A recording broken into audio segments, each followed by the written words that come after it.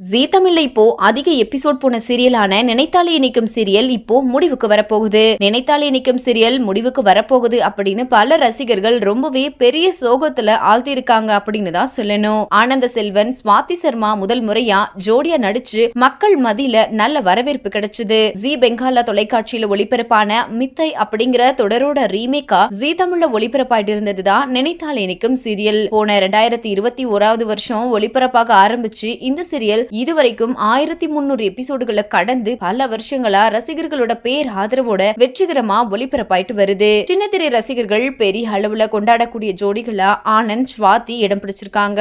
மேலும் செம்பருத்தி சீரியலுக்கு அப்புறமா ஜீ தமிழ்ல பல வருஷமா ஒளிபரப்பாயிட்டு வர சீரியல் அப்படிங்கிற பெருமையும் இந்த நினைத்தாலே இனிக்கும் சீரியல் பெற்றிருக்கு.